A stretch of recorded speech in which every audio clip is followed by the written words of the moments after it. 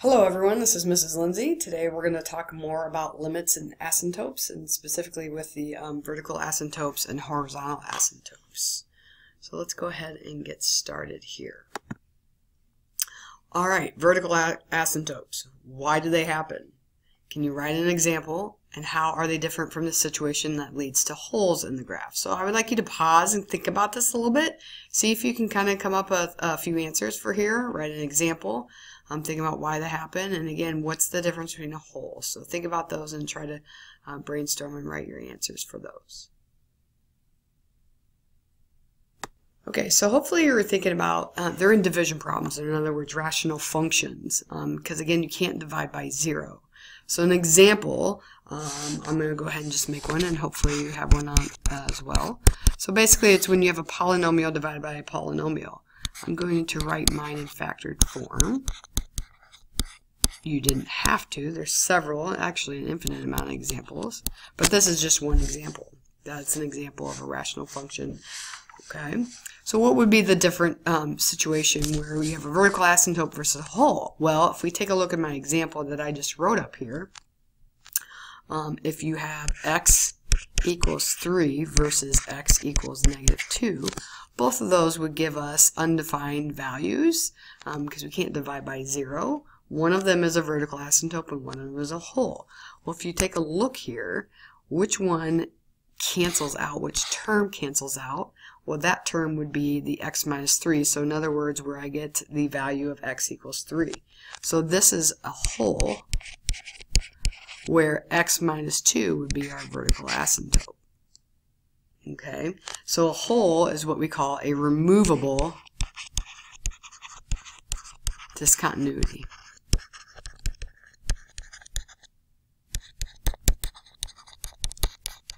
Again, because we could simplify that rational function so it was removable. Okay, a vertical asymptote is not removable. Okay.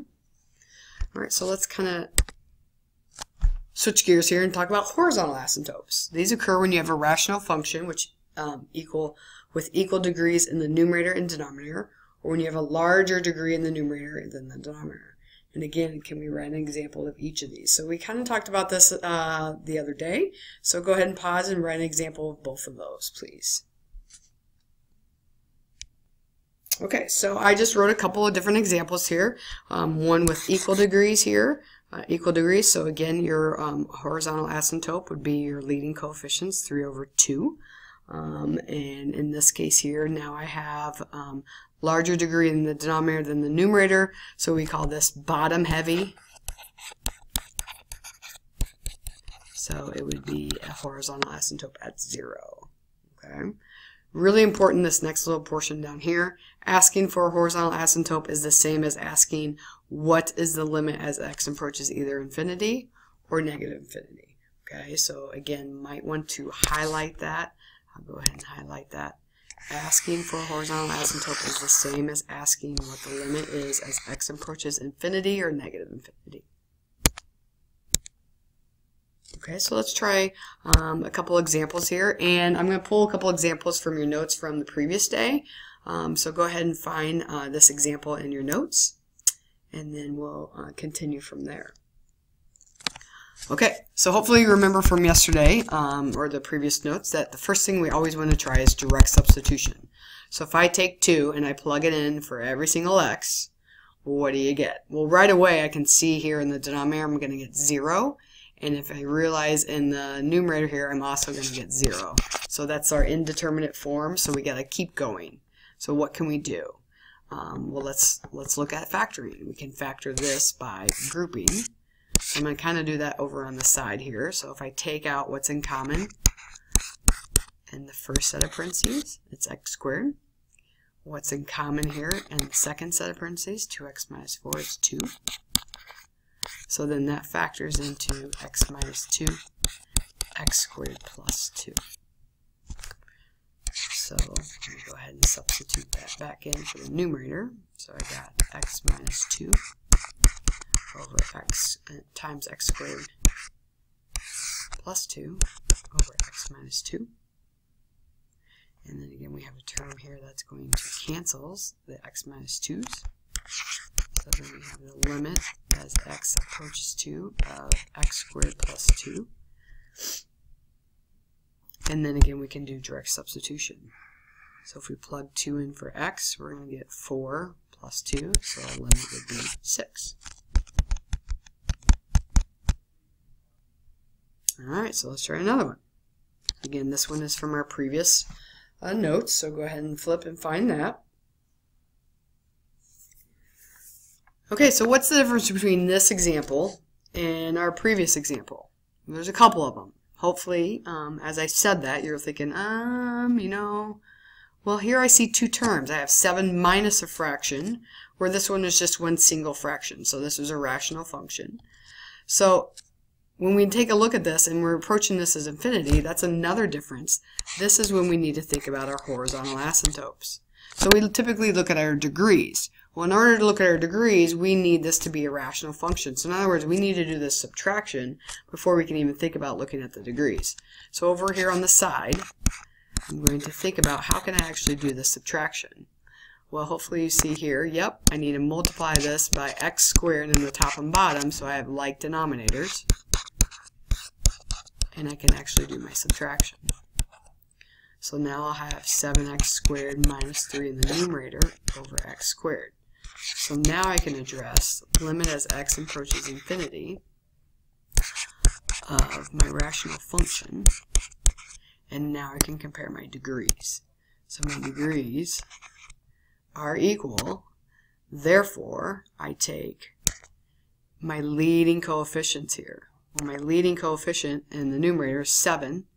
My leading coefficient in the denominator is 1. Therefore, it's going to be 7.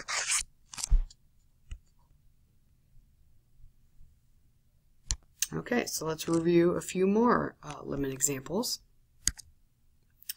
Here we want to evaluate the limit as x approaches 0. Again, first thing you always want to do is direct substitution. So if we plug in 0 here, yep, we're going to right away, hopefully you see, we're going to get a 0 in the denominator. And again, when we get up here, it's 1/2 minus half, so we get the indeterminate form again. So we've got to keep going. Now this is something that we can actually factor. So we want to simplify this complex fraction. And what I suggest doing is multiplying by the baby LCD. So I have the large denominator of the entire fraction, but I also have these baby denominators. So the LCD, or the baby LCD, would be 2 times 2 plus x. So I'm going to take and multiply the top and bottom by 2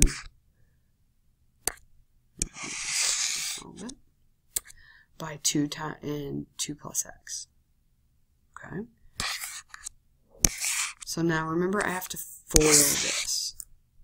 Okay. So I need to distribute that over. So what will happen in the first time is this would cancel out. Right? That would cancel out with a 2 plus x, and I would just have 2 times 1.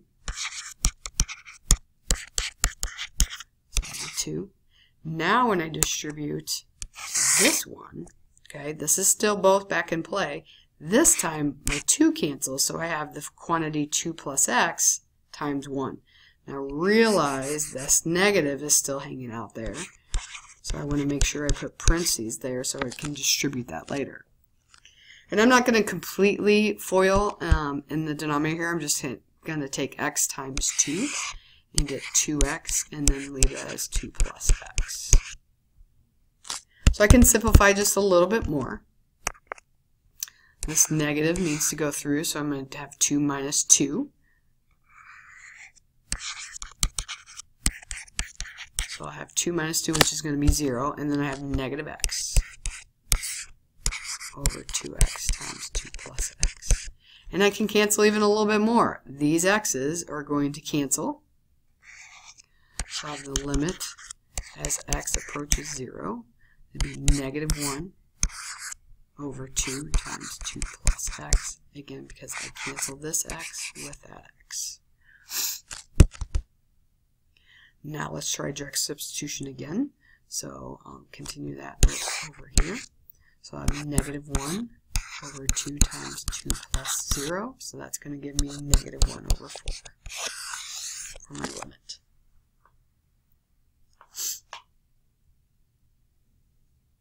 Alright, so that's an example of dealing with a complex fraction. Right, we had to simplify the complex fraction. Now let's take a look at a piecewise function. Okay, so here we want to take the limit of this piecewise function as x approaches 4. Again, we want to still always try direct substitution, okay? But realize this 4 is kind of that critical number of where we have that separation between our two pieces of our function, okay? So we actually need to plug that into both of these because we need to make sure that our left hand and our right hand behaviors or limits are the same. So I'm going to plug it into both sides. So I'm first going to plug it into sine pi over 8 times 4. Okay, and that simplifies to sine, and then the 4 and the 8's cancel, so it'd be pi over 2. Now we got to use our unit circle. I'm just going to kind of do a brief little sketch over here. Hopefully you remember that pi over 2 is on the positive y-axis, and that order pair right there is going to be 0, 1. And sine is our y value, so that gives us a value of 1. So now I'm going to check the other portion of our piecewise function. If I plug that in, I get the value of a fourth. Oh, I'm sorry, I plugged in 1, so I'm going to plug in 4, so that would give me a value of 1. So really important again, the left hand and the right hand limits are the same, therefore the limit of this function as it approaches 4 would be 1. Okay. Well, what if I ask a different question? Given this exact same function, I'll just call this part B, what if I said, what is the limit as x approaches 5? Do I still need to check it in both of them? And the answer to that is no, because, again, I know it fits within this inequality. 5 is greater than or equal to 4, that restricted domain, so I only need to check it in 1/4. The reason we need to check when the limit was approaching 4 is because that's that critical point between those two functions, and we need to make sure they were equal. So in this case, I would just simply plug it into 1/4 times x, so in other words 1/4 times 5, and I would get my limit to be 4 5/4.